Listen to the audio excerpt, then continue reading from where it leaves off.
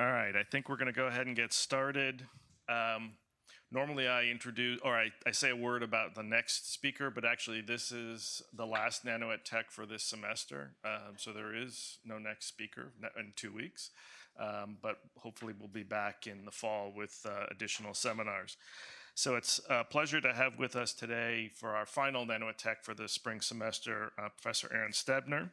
Aaron got his bachelor's and master's degrees in mechanical engineering from the University of Akron before getting a PhD, also in mechanical engineering at Northwestern, and then doing some postdoctoral work at Caltech. And he's one of the rare individuals who's had experiences in government, industry, and academia. I won't go through all of his career stops along the way.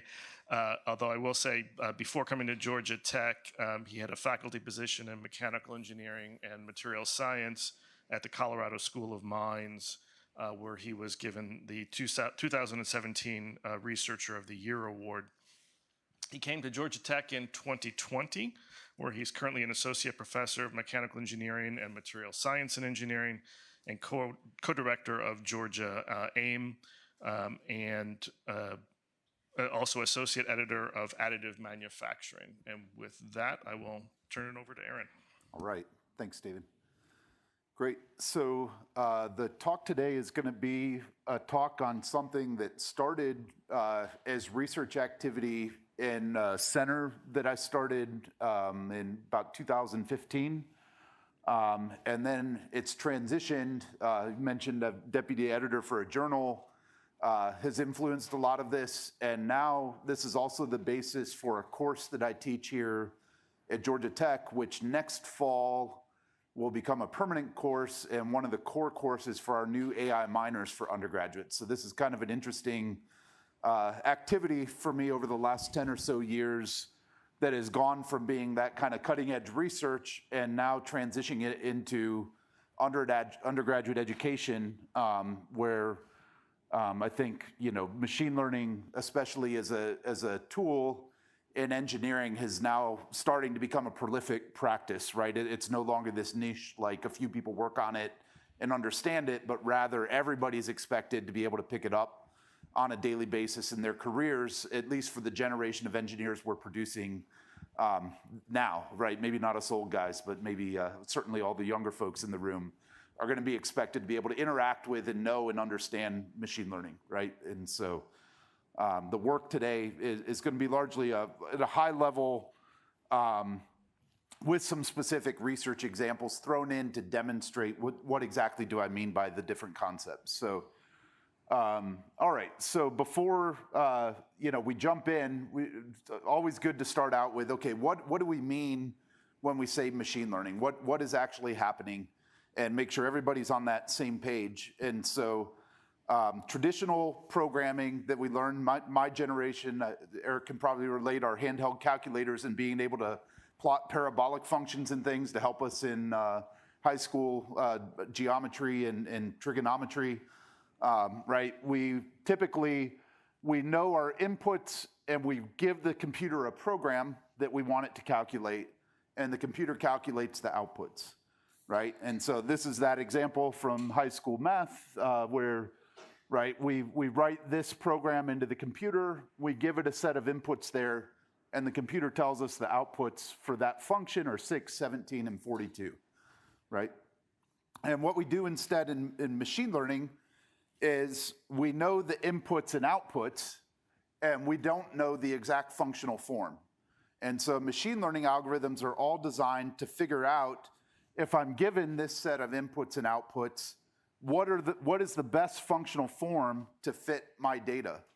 And the answer to best could depend on whether we want to interpolate or extrapolate or minimize variance, right? It depends on the question we're asking. And this is kind of where machine learning meets engineering science is that what it depends on, the engineers and scientists know, but the functional form and statistics are usually what the computer scientists or industrial engineers know, right? And so there has to be this kind of intersection to use machine learning and domain scientists to understand, for my particular problem, am I trying to extrapolate, so I want the function that minimizes the variance outside of my data, even though it may not fit my data the best inside the window, or am I really going to interpolate, and therefore I don't care that this one has these big tails that diverge because it fits my data the best inside the window I care about, right? This is one example of where this machine learning needs to be able to meet the domain science, right? And so, so statistics are the tool that we use to compare these possible functions. And in fact, we're going to see as I go through the talk, really machine learning is statistical modeling, just like Charles Fisher introduced to the world in the late 1800s, early 1900s to fit data to the Farmer's Almanac to help farmers know what crop to plant in the next season, right? Just now we have computers that can do this in very high dimensions, higher dimensions than we could ever write down by hand on paper, right? And so now we can fit these statistical models and functions to our data in higher dimensions than we could calculate or work out by hand. And that's really the power in machine learning. And machine learning is learning the best functional approximations to our data. So the coefficients, which we call weights in linear algebra, right? And then the functional forms, or the set of basis functions that we're going to fit the weights to model our data. And so that really what the machine learns is the estimates and combinations of our basis functions and the weights of each of those basis functions in the model of our data. And so that's kind of the takeaway, but it can do it in many more degrees of freedom than we could ever program by hand typically, or in fact, the algorithms that we do program for machine learning work it out in arbitrary dimensions typically. And of course, the pitfalls or potential pitfalls then become overfitting and underfitting our data, just like we may have learned in an undergraduate laboratory course in engineering, right? So, you know, the example here, right, the black data are the data we're fitting the function to, the red stars are the ones we're reserving, right? And if we don't have enough degrees of freedom, we get the upper left-hand corner where we're not modeling our data or our trend at all, so our model is not predictive for us. Versus if we put too many degrees of freedom, when I took a modeling class in graduate school, the instructor always said, you know, if you give me enough degrees of freedom in my expansion, I can model an elephant swinging its trunk to your line, right? And so that's this case here where we can model every data point we're training exactly, but then the minute we try to predict, we're complete garbage for the things we haven't trained on, right? And so the art of you know, really using machine learning for engineering sciences problems is understanding how to apply this picture to our engineering problems and know when we've hit this one as opposed to one of these other pictures, right? And that's really the challenge is this happens in higher dimensions than 2 dimensions. So a lot of times these simple plots or knowing how to reduce the question we're asking to these simple plots is where the expertise needs to come in. All right. And so why do we care about this right now as a nation? So this is every 10 years, the National Academies advises our politicians and government on where our science and engineering investment should go for the next 10 years. They publish what are called these decadal studies. There's one on materials and manufacturing. And the priority they have said we need to have as a nation to maintain global leadership and in fact, get back into global leadership in some positions as a country, we need to move from the picture of discoveries happening in laboratories at universities to deployments in industry being these long, linear, iterative loops that often take 8 or 10 years per piece if you're in aerospace, or 2 to 4 years per piece if you're in a medical device industry, for example. And we need to be able to instead design in all these stages at the same time, right? And really work on all of these in parallel and have them be interactive. That's the way to bring our time and costs down for getting new technologies out there. But of course, this means we have to be able to consider all the degrees of freedom in each of these boxes at the same time.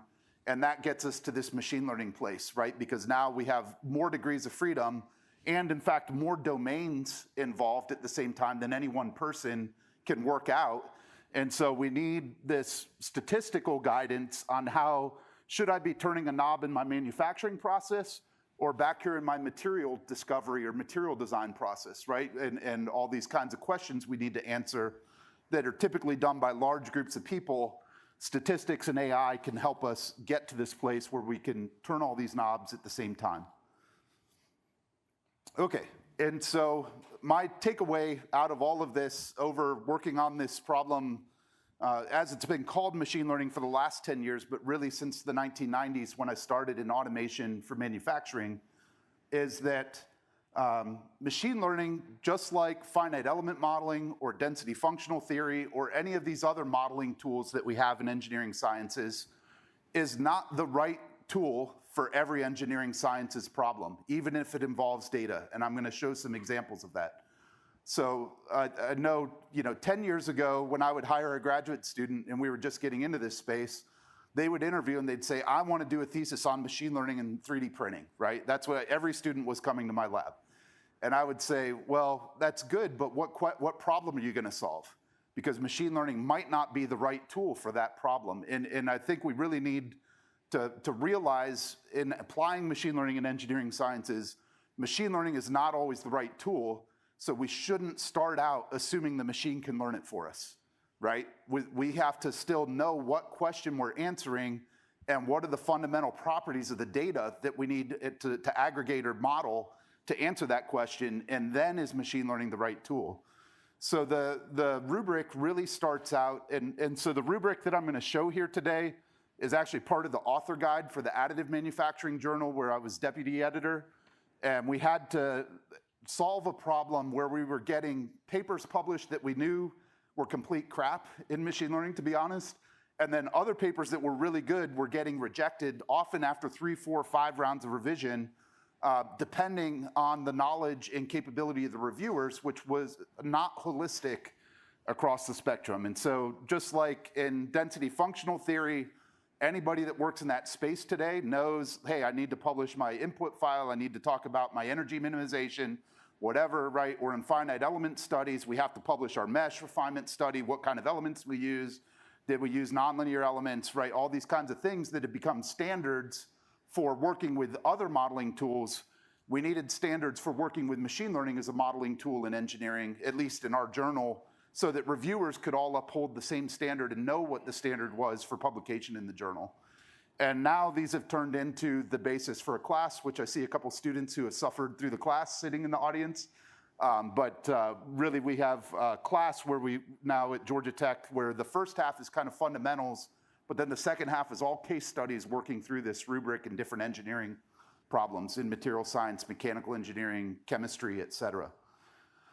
The first thing we need to know is, why are we going to use the machine learning model? And often when we're using machine learning, we're not just making one machine learning model, but we're going to make multiple machine learning models. We may have one model that says, I may have 54 inputs in my data set. For example, if I'm working with materials, I might have atomic number, atomic weight, right? The composition of the elements that I've put together and their stoichiometry, and we can go on and on and on, valence electrons, et cetera.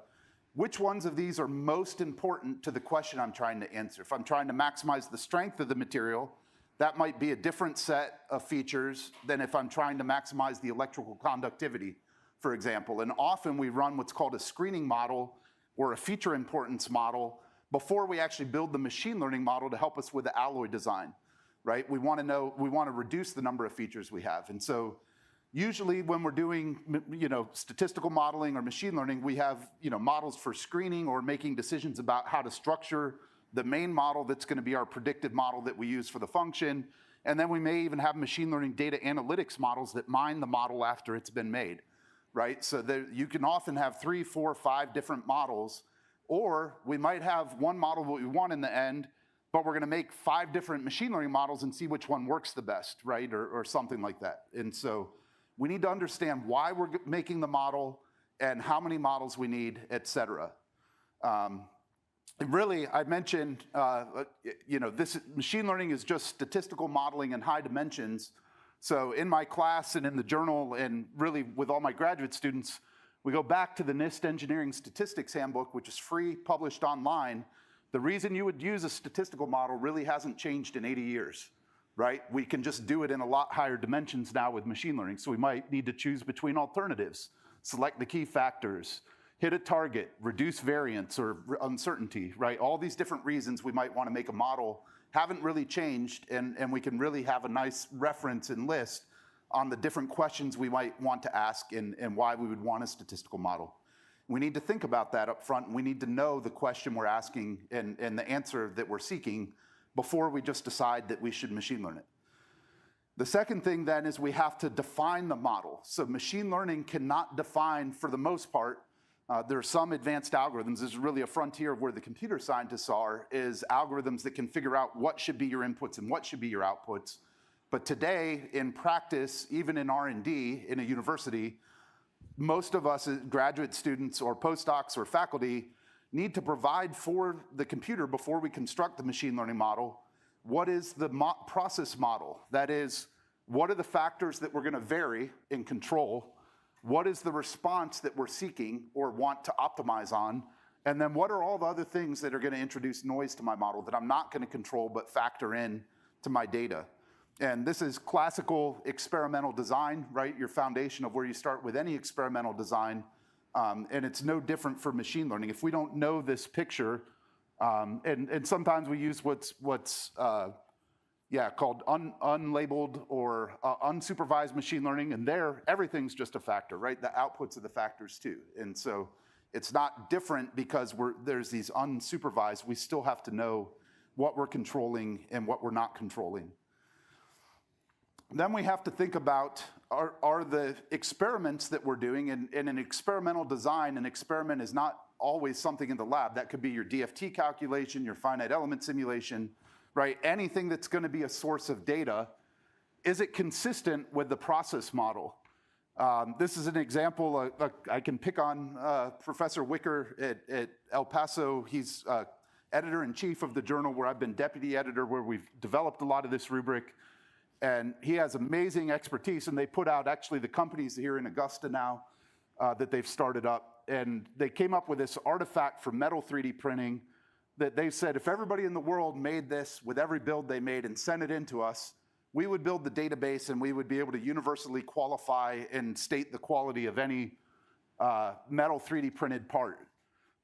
What they didn't think about is the fact that in this one artifact where we have tensile bars, fatigue samples, overhangs, overbuild, underhang, all these different features, microstructure, there's actually about 80 statistical models in this one artifact, all convoluted with each other, right? And so there's 80 of those process models in that one thing. And now they're all coupled together. And so we've got to really put some thought into where we are in our development process and what we're trying to accomplish.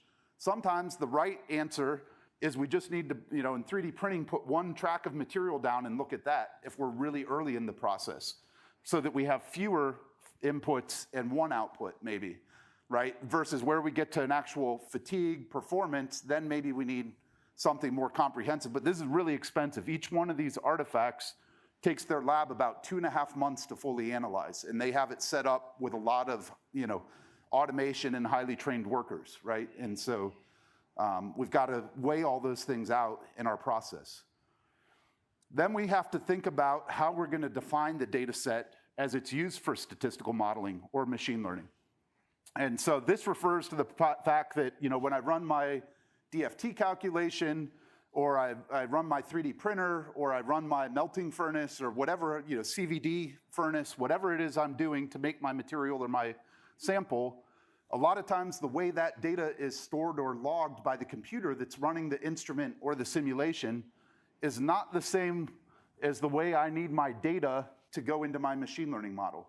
And this is actually, still today in my lab at least, if a student is going to do, we lost, there it's back, all right, a thesis and use machine learning modeling, they will spend about 2 years in these first 3 stages, as we keep losing the video.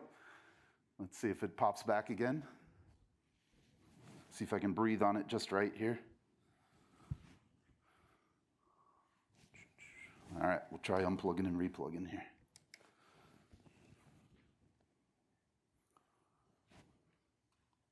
There we go. And then this creation and interpretation in the machine learning model, they can often do in like 15 minutes to 15 hours, right? All right. Wow, it's unusual to cooperate for like 15 minutes and then be fussy, right? All right. Okay. want to see if we switch back. I can try to keep going while we get that backup plan going. Okay. So the green are the opportunities for engineers and scientists to insert physics or base models or physics domain knowledge into this whole pipeline of getting from data you're collecting or generating to machine learning modeling, right? And so this is where engineers and scientists really have an ability to innovate, where, no offense to any computer scientists in the room, but computer scientists, unless they've been trained in the domain, often can't make the innovations or don't think about innovations. And so a lot of what my group works on today is how do we come up with general algorithms and constructs that can move data from 1 to 2 or 2 to 3 so that this isn't always a manual, ad hoc, bespoke, I did it one time for this one data set process, but rather we can start to have AI techniques and elements that can help us here and then be connected to the machine learning modeling. And so that's, I think, another area. But from the rubric standpoint, we need to understand how are we going to get from the data from the sources to the feature selection that's then used for the model in the machine learning part. And so one example there, I alluded to this earlier, but this is an alloy development program that we did. We have a publication on this. We were doing alloys made with combinations of nickel, titanium, and hafnium, so just 3 elements. These are all of the process variables, so heat treatment times, temperatures, melting times, and we only had 2 responses, right, that we cared about. But then these are all additional inputs that we had based on the elements and how we were putting them together, right? Electronegativity, thermal conductivity, electroconductivity. So for this one 3-element problem of material design, we actually ended up with 54 possible features, including the inputs and outputs. And so the amount of data we would have needed for a machine learning model for all of those is very high, right? So you're typically needing like 2 orders of magnitude greater, at least, number of data points. And we only had a couple hundred data. So the first thing we did was we built machine learning models to down select which features were most important to the question we were asking, which in this particular case was how to optimize these 2 temperatures of phase transformations in the material. And so we actually needed 2 different statistical models. We didn't even need machine learning for this particular problem. We used Pearson correlation and then a second maximum likelihood model, but we needed 2 different ones because of those features. The ones that dealt with the elements were what we call fully dense. That is, we had an entry for every single data point, but the ones with the processing were not. We didn't heat treat every single material that we made with 4 heat treatment steps. Some of them only got melted. Some of them had 1. Some of them had 2. So we actually needed different, we need to understand, you know, one tool can't do it all a lot of the times in statistical modeling. Some are really good at dense data sets. Some are made for sparse data sets, and they have normalization or regularization built in. And so that, in this case, we were able to reduce for the top from 33 to 11 on the elemental, and on the process data, we were able to go from like 12 down to 4 or something like that. So then we need to ask the question, are the data good for statistical modeling? And so the main requirements here of statistical modeling, and they apply to machine learning as well, is that the outputs or the things that you want to measure or answer questions with have to be statistically distributed. If they're discrete or outliers, your model of statistical distributions is not going to find those points, or it's going to ignore those points or possibly be heavily biased away from those points. And then there also have to be correlations between the inputs and the outputs. And so this is an example, picking on myself now, when we started the Center for Metal 3D Printing to help companies in the aerospace industry in Colorado, one of our ideas we took from the composites industry, which was, could we come up with a data, some kind of, benchmark set? And in this case, we printed 600 of these pins on different plates, and we printed some plates exactly the same way, others with different variations. And we wanted to find like the 10% of the data that represented kind of the mean and the tails. And the ones the company doesn't want to make are these outliers up here on the big side, These are big defects that they don't want to be able to make. And can we pick out of the 600 parts, 15 parts that they could print before every service call, after every service call, after every software update? And if they check out and they say, you know, parts 2 through 12 fall in the mean, part 16 gets this result, right? Part 1 gets this result. They know they're okay. They know the quality of their process hasn't changed, and they can go on, you know, believing that they're qualified. The problem is the machine learning to this response on porosity in the parts wants to model this distribution. This is the statistical distribution. It doesn't want to model this outlier, which is the worst case for the company and the one they need to know they can avoid and not make and deliver to Lockheed Martin or whoever they were making the part for. And so the initial attempt to build this machine learning quality model failed. But then we decided, and so machine learning can't just learn it for us. And often the way we ask the question also matters. And so I don't have the second slide here, but we ended up solving the problem by saying, instead of trying to build a model that'll tell me what the pore size is, given the part, the orientation, how it was made, can I just build a model that says fail or pass and build my model to that? And now by making this categorical, it could predict, will it be within the distribution or will it be an outlier, basically is what we asked the model to do. And now we can have a quality model that works for the company, right? And we actually made it red light, yellow light, green light. We had 0 to 100 was green, 100 to 200 was yellow, and we had a red light. And that's something the technician could also understand, right? Okay, then we want to know that machine learning is necessary. And this goes back to a foundation in statistical modeling, which is the best statistical model has the fewest number of parameters that adequately model the process or answer the question you're trying to ask. Right? And so this one actually came out of the editor for the journal role, where 2012 to 2017, we were getting a lot of submissions of people saying, I used the latest machine learning model published by this computer science group, therefore this paper should be published, right? And at the time, engineering community didn't really, that sounded like reasonable, right? They're using the latest advancement in machine learning on this problem. They showed that it worked. That seemed pretty cool. The problem is we started realizing people were using neural networks with 40,000 degrees of freedom to fit y equals mx plus b, a 2-parameter model, right? And so we had to, you know, really go back to the foundations again in that engineering statistics handbook and realize the simplest model, at least for the purpose of answering an engineering science question, is the one with the fewest number of parameters. And that just goes back to this bias variance trade-off and having a well-optimized model picture. All right, we got that far. Let's see. Oh, pop back. Okay. Okay.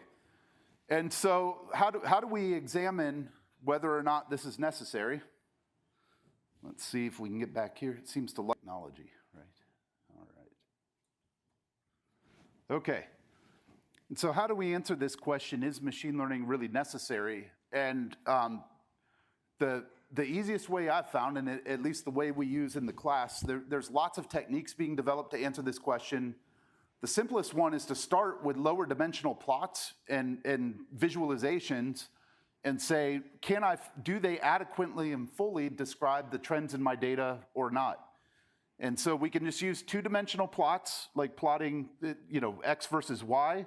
And here we can see there are trends, but these vertical lines show that something is completely not modeled by that 2-dimensional model, right? Or we can go out into 4-dimensional models, right? So here we have X, Y, marker size, and color. We have 4 dimensions, and we can see generally there are trends, but there's some yellow dots hiding under here, right? Some blue ones up here. Like, those 4 dimensions aren't enough. And if we can start to get to 5, 6, 7 dimensions, or we do pairs plots, right, where we have maybe all 15 variables and we look at the 2-dimensional relations of them all, and we see that none of them are complete, then we can start to believe, okay, there are trends there, and there are obviously models of the data that can be made, but I can't make them in 2, 3, 4, 5 dimensions. I need higher dimensions. That's a good indicator. I probably should try some machine learning techniques or some higher dimensional statistical modeling techniques. So and then there's been other times where students go through this exercise and find a 3-dimensional model works, and we can run regression and away we go. And we've got a simple model. It works, and it works on few numbers of data. And even though the student isn't happy that they didn't get to machine learn it and write a machine learning paper, they actually solve the science or engineering question efficiently and effectively, and they don't need thousands of experiments, which is also good. So another example of where we can use physics to help this process, I'm using the wrong computer. All right, let me close that one, is that alloy development paper I was talking about, or project that I was talking about.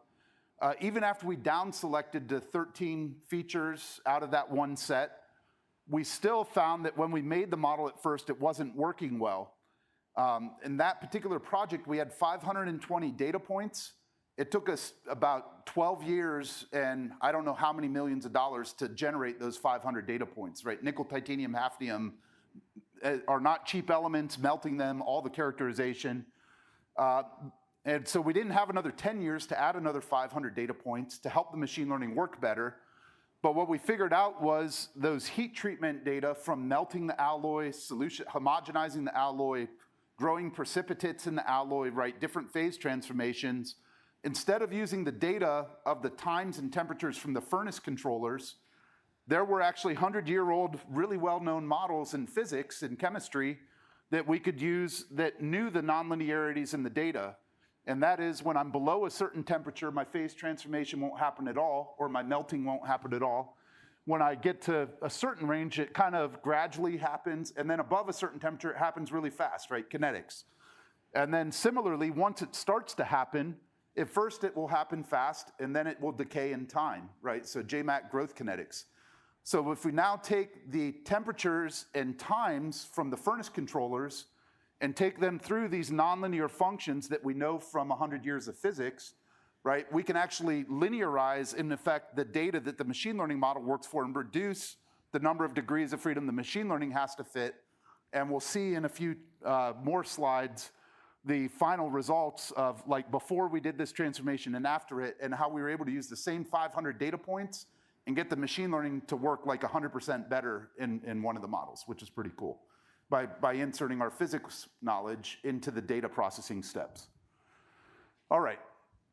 Then we have to be able to select the right kind of machine learning model and the right numbers of degrees of freedom in the machine learning model for our data. So we need to, as engineers, we don't need to understand how exactly the machine learning model or theory was derived, but we do need to understand that, like, if I pick up a neural network with 5 hidden layers and certain number of nodes in each layer, I'm going to have ballpark 2,000 degrees of freedom in my model. If I only have 20 data points, that's probably not a good choice for me, right? But if I have 5,000 data points, right? Okay, now I can start to think about that, because, you know, maybe not everything's orthogonal and I don't really have that many dimensions, right? So as engineers, we need to understand a basic sense of this picture, the different algorithms that are out there, the number of degrees of freedom we introduce by making different choices in the hyperparameters, which are the parameters of the algorithm that the machine learning doesn't fit or learn by training our data, and we need to understand how to apply those. All right. Finally, for the journal and all of our students, we require that we document how we train and estimate and choose parameters of the model. So what optimization scheme was used? You know, did we reserve some data to test? Always an important step. We, believe it or not, still get a lot of publications to the journal where authors don't do that. They train on all their data and then show they can predict the data they just trained on sometimes. All right. And then finally, we want to assess the model performances. So this is where verification, validation techniques come in. And again, the techniques really haven't changed from what we do with traditional design of experiments. We're just doing it in higher dimensions now. And so a lot of the same techniques of residuals analysis still apply. Finally, what we require for the journal now, and I require of all my students before we submit a journal publication from work we're doing in our lab, is, did the machine learning actually get us somewhere that we couldn't have gotten without it, right? And so there's, and not only that, but a second part of this, I don't know if I have it on here, yep, is, so we can compare against previous state of the art. but also where does the machine learning fail or where is it not meant to work? Documenting that is almost more important than documenting where it works. And this is counterintuitive to new graduate students. Nobody wants to say that the thing I did doesn't work somewhere, but actually it's the way you're going to increase your citations and the impact of your work, because it gives others a clear picture of what they could do next to build upon your work and take it into a frontier where it hasn't been before. And it also helps us ensure as a community that somebody doesn't pick up your machine learning model thinking it should work for this, use it, apply it, build a bridge with it, and then people driving across the bridge have problems a couple years later or something like that, right? So this is an important part of all statistical modeling, is documenting the statistical domain that the model was fit to, right? And that doesn't change just because we're machine learning it, right? And so this is that example from that alloy design project that I was talking about. And so this column here is the model where we use all the composition and processing features, the down-selected ones. And for one of the temperatures, it was working. So here, if it works, it follows this diagonal line where the predicted and observed, especially the testing data, and in this case, the pink triangles are actually blind data. They're data that we made afterwards with the model predictions. But this second one, the range of temperatures over which the phase transformation happens, wasn't really working at all yet. But when we use those physics to pre-process the data that I showed, the JMAC growth kinetics, we now have both models working that we cared about, both responses. This one got better, and this one went from pretty much not working at all to working fairly reasonably well. And this has been something that in 70 years of physics-based modeling, we haven't been able to model yet to this well. So this was a good improvement. We then went and did what we call blind predictions. This is a great way, if you can afford it, to really demonstrate your engineering impact. Can I now take that machine learning model that I made and not just the test data that I've removed from all the data that I had available at the start, but can I predict new things that I haven't done yet, go out and do them, and do they work? So that's what we were doing with the red triangles here. And then finally, where does it not work still? And so this is, in this particular case, the alloys we were developing. We were trying to get an alloy, one of the holy grails in shape memory alloys, which is a field that I work in aerospace, is if you can get an alloy where the phase transformations happen in this purple triangle, you could have a wing change shape between being on a tarmac and at altitude without any electronic control system. Just the phase transformation in the material and the temperature change of being 0 Celsius or warmer on the tarmac and whatever it is, minus 50 or lower up at 30,000 feet in our atmosphere will allow your airplane to morph for flight versus takeoff and landing. We couldn't get there with this model, and that was important to show because this is still something people can pursue, probably by going outside of nickel, titanium, and hafnium. But we also showed where the previous state of the art of physics-based and machine learning was with the green line, and how far we were able to move that line with our new approach of processing that heat treatment data using the JMAC growth kinetics. And it did get us into one new application, which is biomedical implants. It really opened up a whole new window in medical implants. Previously, stents and heart valves that we use out of nickel titanium are this little blue line on the edge, blue dot. And we opened up a whole new space of materials that we can use in a whole new range of medical implants with the work. So I think this documentation of what works and what doesn't work is really important, and something engineers and domain scientists can do that computer scientists can't do with machine learning, right? So I think that's an important thing too.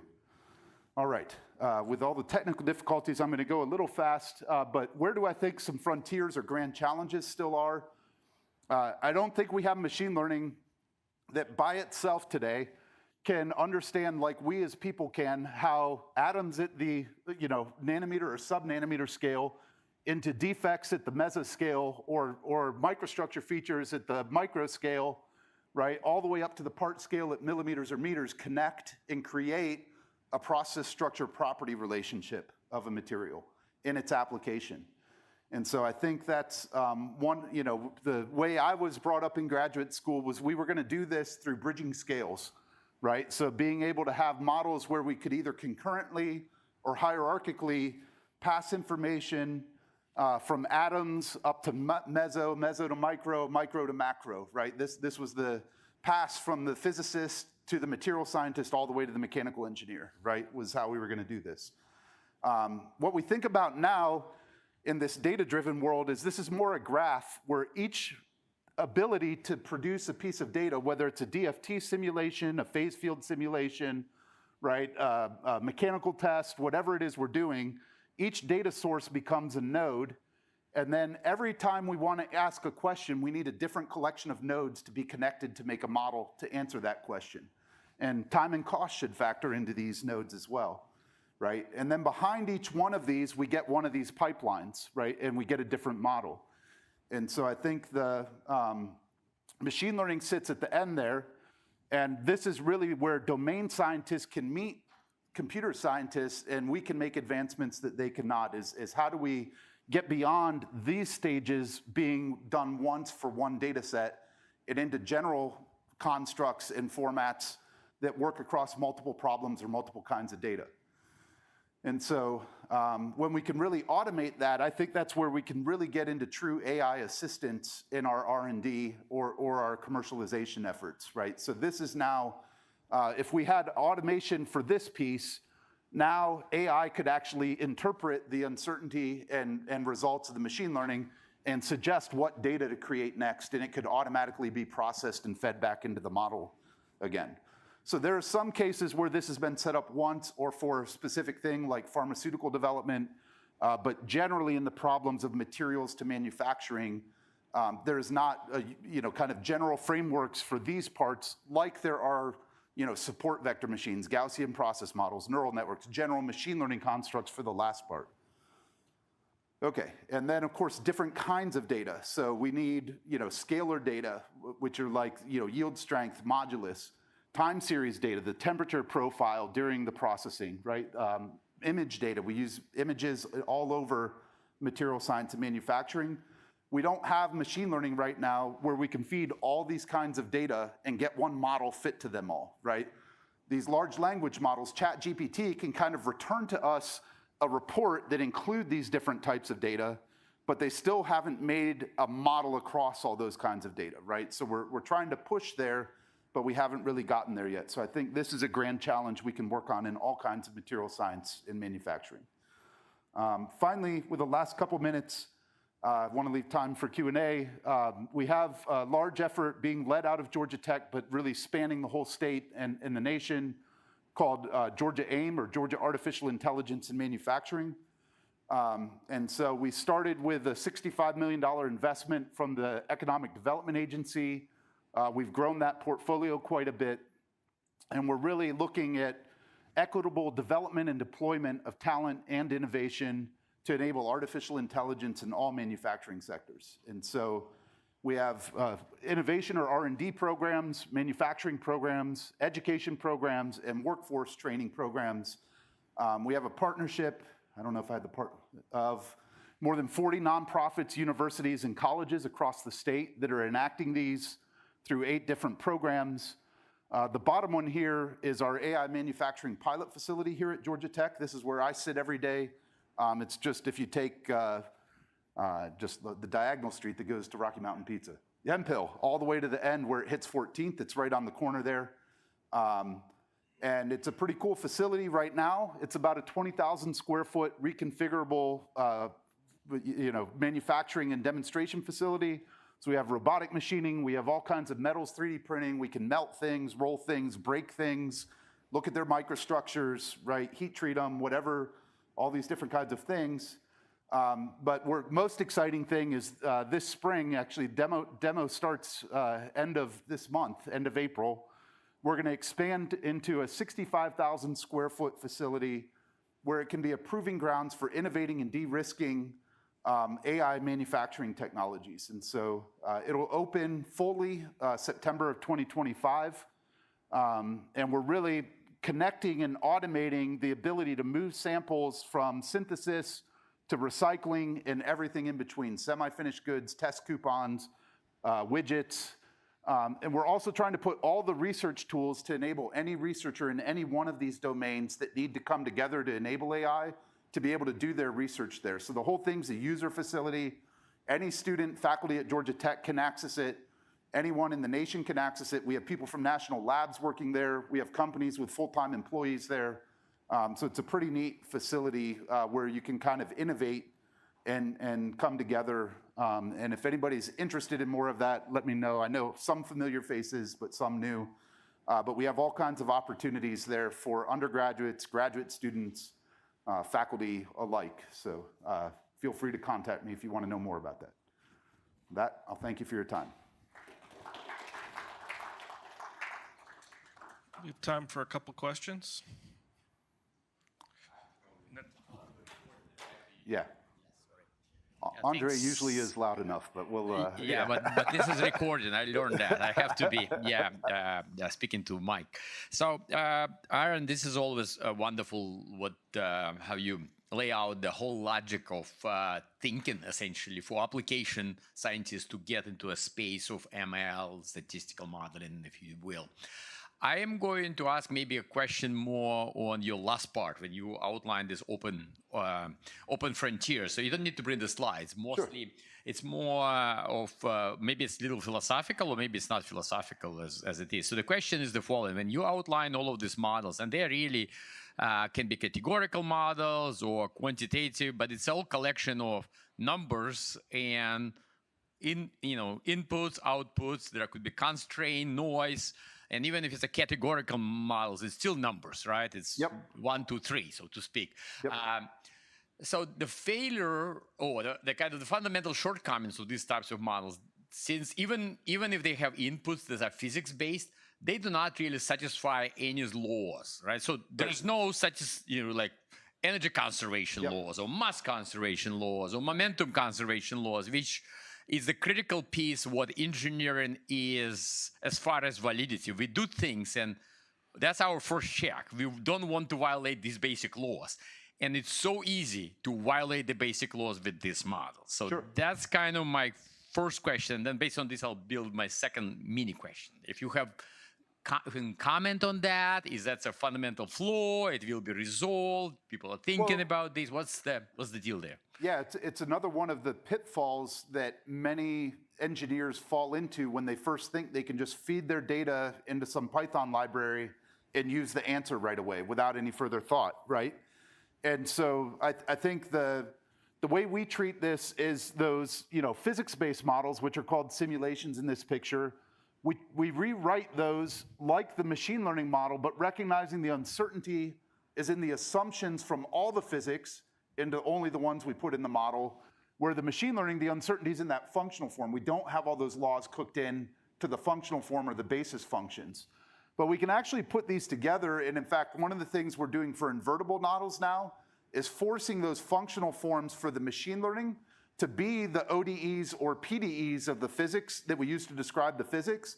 A, so we know that they are continuously differentiable and we can invert them. They're guaranteed to be invertible when we want to use them. But B, then we can put the same constraints on them as we would the physics-based model and in our UQ of the machine learning model that fits different weights and functional forms to the PDEs themselves. So I think that's really where one of these opportunities in feature construction, this is not only the features of the data, but this can be the features of the basis functions that we put into the machine learning as well. And that's that opportunity to combine the physics knowledge, domain expertise, and hundreds of years of learning in with these statistical approaches, right? And to bake them in there. Yeah, that's great. So maybe that's my second mini question, kind of falls right into this domain. So it feels like what would be extremely powerful if instead of the inputs and outputs being a bunch of datas organized in some sort of multidimensional space, whatever the vectors, and even if it's a differentiable and so on, if you look at the challenge of ChatGPT's any generation, right?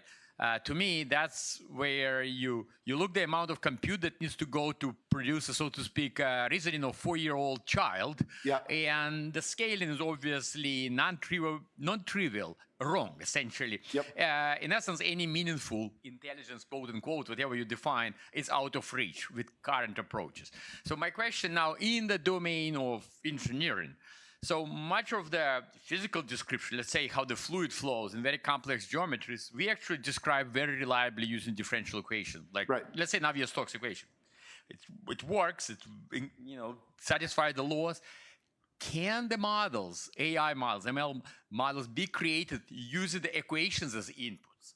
So no data, no conversion, everything is done on the, so these are construct and you build around this. And so, and the goal is really here is not only fundamentally satisfies basic laws, but also like what you're trying to do right now, but also hopefully will bring the penalty or cost of this simulation down to meaningful numbers. Yeah.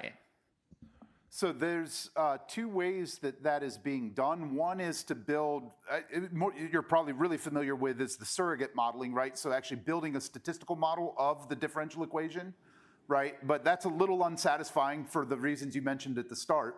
We had a really good speaker actually in the mechanics series earlier, Kaushik Bhattacharya from Caltech, where they're actually using the ODEs as the basis functions or activation functions in neural networks, so that you are naturally baking the constitutive model in, and now you're just tuning the model parameters to your data, right, using the machine learning methods. And so I think this process of physics-informed or physics-constrained constitutive modeling is something that's happening, and there's really a lot of exciting work. Unfortunately, in my own work, I've been driven away from constitutive modeling for all the manufacturing and automation stuff for the last 5 years, but I've been following the field a bit, and I still think it's a really cool area. And I think it's one of these places where engineers and scientists can innovate in data science, where computer scientists, for the most part, will not, right? So I think, yeah, it's a pretty good area. Maybe one more question. Sure. Yeah, it's very interesting. Andre took my first question, so I have a second question. Yeah. So, you know, I work in electronic materials. One of the challenges in electronic materials is that the properties are impacted by things that you can't really measure, right? Yep. So the whole part, I mean, that's why we have a clean room, right? Yep. Per million, part per billion, you can't measure the structure. How do you envision, if that's the case, where you have key variables that literally you can't measure, is there a way to inform the ML model what those may be, or how do you handle something like Yeah, so I actually worked on one of these problems for Coors Tech back when I was at School of Mines. So there's a similar thing in abnormal grain growth in ceramics, right? Where the abnormal grain growth bound is often triggered by parts per billion of a silicon defect or magnesium element in there or something like that. Very similar problem, just with a different scale and structural materials in mind, right? And that gets back to my thing, like machine learning isn't the magic solution for everything, and it can't magically know something that doesn't exist in the data, right? And so I think that there are, so where we've looked and you know, where we got inspired, like that maximum defect problem, where again, the company was most concerned about that extreme outlier that happened once out of every 2,000 parts, not the one that was happening in every part, right? Is there are similar theories in weather prediction, so hurricane prediction, that kind of stuff, and it actually dates back to the mining industry. The theories are actually called nugget theories, where it was like, how do I find the nugget of gold given all this massive expanse, right? And how do you do this? I guess my answer is, we can do it about as well as we can predict hurricanes or predict the weather, right? And so you can get it right a lot of days, but sometimes you miss a big one, right? And so that, at least based on my current experience with it, but I do think this is another frontier of research. I think some of the things that are working very well are in the fields of treating it as an anomaly detection or a change in process. Like maybe I can't measure that one thing, but can I measure its effect and know that the process has changed, and then correlate it to whatever might have happened in that moment, right? And so if it's really that difficult to measure or that expensive, you know, something like a part per billion defect, now you got to do whatever it is, time of flight sims, and there's 5 instruments in the 5-hour vicinity where you can do that, and you can get on them once a month or whatever, right? We have similar things with synchrotron work we do, right? Maybe you can do that expensive one where you can observe it and correlate it to all the things you can measure in the lab, and now have that indirect model of it that works in the laboratory or in your process, right? That's a lot of what we try to do as well. In the manufacturing, we're building up magnetic computed tomography, not because we think that's going to go in every machine, but because if we put it in one of our R&D machines, it gives us something that we can correlate to all the temperature cameras and optical cameras and things we can put in every machine. And we can build that model once and validate it and then trust it to work on the sensors that we can put there that can make indirect measurements or observations of that thing, right? So. All right, I think we're going to wrap up. Let's thank Professor Stebner one more time.